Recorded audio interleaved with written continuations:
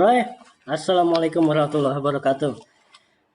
Apa kabar adik-adik sekalian? Mudah-mudahan kita semua selalu berada dalam kesehatan, diberikan kesehatan dan dimudahkan urusan kita, rezeki kita, dan terutama dihindarkan dari wabah yang sedang melanda dunia saat ini. Baik adik-adik sekalian, pada kesempatan kali ini kita akan belajar fikih kelas 9 ya. Pada bab awal ini, bagi yang ada bukunya silakan boleh dibuka bukunya. Udah buka bukunya. Udah itu. Ya, iya betul. Di halaman 2 di pojok paling bawah ada bab 1 hutang piutang, gadai dan jualah. Baik, untuk melengkapi materi kita pada hari ini, kita perhatikan tampilan berikut ya. Hutang piutang, gadai dan hewalah. Pernah kita mendengar kata-kata utang piutang, gadai atau hiwalah? Tentunya sudah ya. Apalagi tentang utang. Semua tahu apa itu utang. Nah, inilah tema atau urutan pembelajaran kita, yaitu tentang muamalah, utang piutang, gadai dan upah atau hiwalah. Tentang pengertian, hukum, dalil, syarat, rukun, manfaat atau hikmah.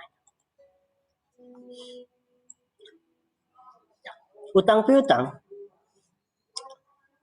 atau pinjam meminjam mengandung pengertian memanfaatkan barang atau uang untuk sementara waktu. Untuk sementara, bukan untuk selamanya. Ya, pinjam meminjam dalam kehidupan masyarakat adalah hal yang biasa dilakukan. Hal itu terjadi karena manusia saling membutuhkan untuk memenuhi hajat kehidupannya. Oleh karenanya, agama Islam memberikan aturan-aturan dalam pelaksanaan pinjam meminjam, baik dasar hukumnya, syarat rukunnya, maupun hak dan kewajiban bagi orang yang terlibat dalam pinjam meminjam.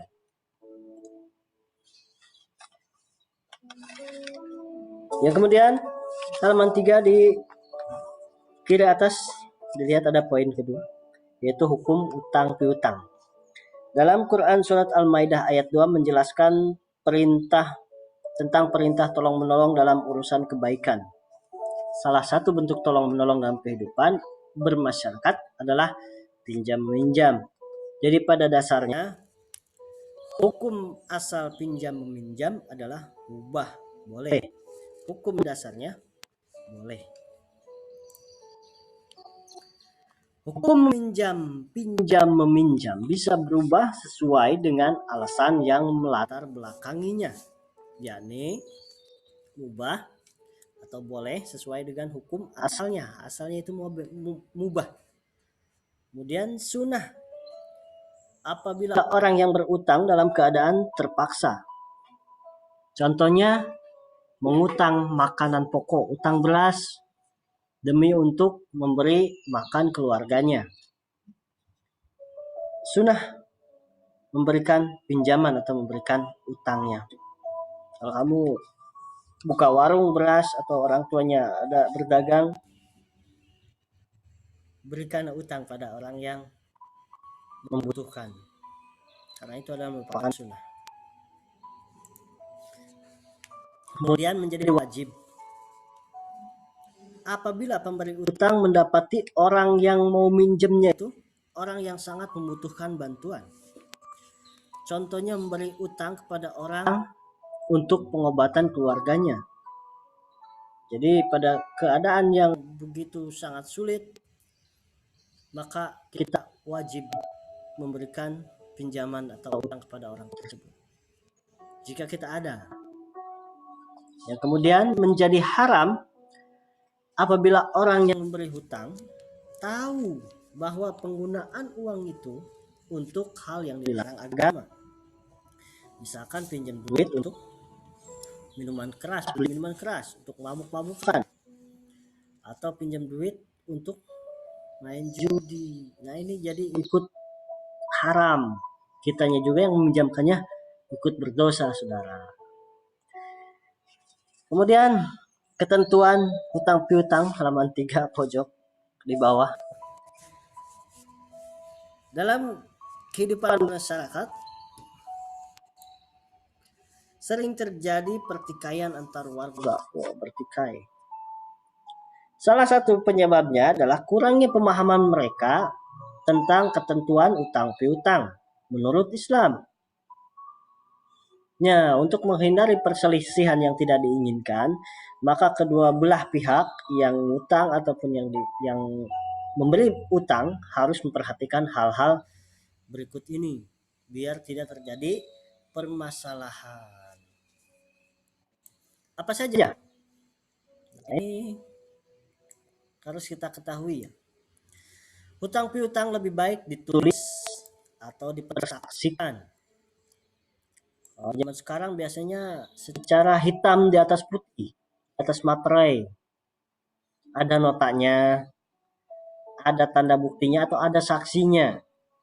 Biar ketika ditagih tidak ada ngeles ataupun berbeda hitungan. Ya kata si orang yang utang sekian 9 juta. Tapi kata orang yang utang kan 10 juta. Nah ini perlu dibuktikan. Baik secara tertulis, nota, kwitansi, ataupun surat perjanjian dan lain sebagainya. Untuk menghindari perselisihan model seperti itu. Kemudian pemberi hutang tidak boleh mengambil keuntungan atau manfaat dari orang yang berhutang. Jadi kita ngasih utang pada orang lain, tapi kita nggak boleh ngambil untung. Kalau ngambil untung namanya bang emok. Itu namanya riba. Lah riba. Riba di dunia, riba di akhirat. Kalau bahasa Sunda riba itu ribet. Ribet di akhirat pertanggungjawaban. Jangan ngambil untung dari orang yang diutangin. Ngutangin aja 10.000, balikin 10.000. Jangan ada pakai 10.000 balikin 200.000. Kemudian berhutang dengan niat baik dan akan melunasinya. Nah ini. Kalau kita minjem duit, minjem apa-apa, minjem barang, kita harus punya niat baik untuk mengembalikan atau melunasinya. Kemudian tidak berhutang kecuali dalam keadaan darurat atau mendesak. Jadi hutang itu boleh ngutang kalau emang betul-betul darurat atau mendesak. Sekiranya masih bisa diusahain, usahain dulu, kita cari sendiri. Jual apa yang ada. Daripada ngutang kita jual. Kita punya HP segini-gininya, HP kentang. Punya kebutuhan mendesak, daripada kita ngutang, jual aja dulu. Tapi untuk saat ini HP sangat diperlukan ya untuk belajar online. Misalnya barang-barang yang lain. Jadi hutang itu harus jika dalam keadaan mendesak atau darurat. Jangan dijadiin hutang itu hobi.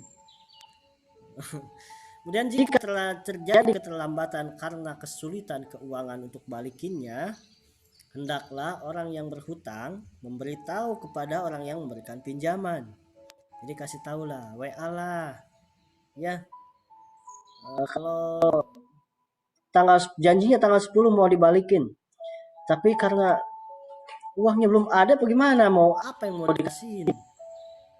Jangan lari, kabur, HP nonaktif, status online-nya dihilangin, kemudian checklist 2-nya birunya dihilangin. Nah, ini orangnya tandanya orang punya masalah.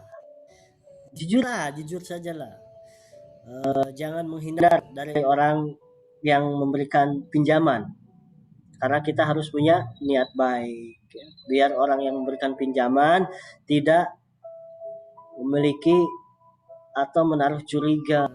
Kalau kita kabur-kaburan lagi utang, meskipun keadaan kita emang betul-betul tidak ada untuk membalikannya, jangan lari, jangan kaburan, tapi beritahu kepada orang yang memberikan utang bahwa kita lagi kesulitan atau ya minta perpanjangan waktu. Kemudian bersegera melunasi hutang. Utamakan itu tuh. Utamakan itu tuh. Ketika ada uang lagi, kita ada rezeki lagi, mau lebih mau pas, utamakan dulu bayar hutang. Kan ada gambar atau media dakwah, tagihlah hutang saudaramu demi untuk menyelamatkan dia di akhirat. Nah, segera kalau punya ada, kita harus segera melunasi hutang. Dan meskipun belum ada, kita harus berusaha untuk melunasi hutang orang tersebut. Jadi tadinya kita kerja santai, karena kita punya hutang, kita harus betul-betul punya semangat untuk melunasi hutang. Bukan untuk beli ini, beli itu, tapi untuk nomor satu melunasi hutang. Kemudian memberikan penangguhan kepada orang yang sedang kesulitan dalam melunasi. Nah, ini bagi orang yang memberikan pinjaman uang atau hutang. Ketika orang yang pada poin yang ini, ya, jika terjadi keterlambatan karena kesulitan, jadi orang yang kita utangin ini nge-WA minta waktu lah. Nah, kita wajib memberikan penangguhan waktu. Ya oke lah, tanggal 10 nggak bisa, nantilah tanggal berapa maunya, misalkan tanggal 15, oke tanggal 15 ya, kita kasih perpanjangan waktu. Baiklah, jadilah orang baik ya. Kemudian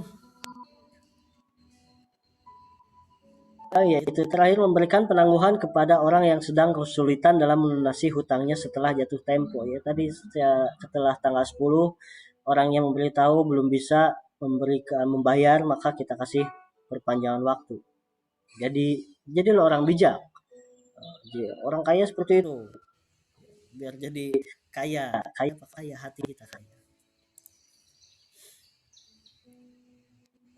Nah, ini ada sebuah media dakwah ya. Siapa saja yang berhutang dan ia berencana untuk tidak mengembalikannya kepada pemiliknya, maka ia akan menjumpai Allah dengan status sebagai pencuri. Itu kalau niatnya awalnya berhutang tapi emang tidak punya niat untuk balikinnya, maka udah dicap pencuri di hadapan Allah. Mudah-mudahan kita terhindar dari sifat yang seperti itu. Oke, baiklah.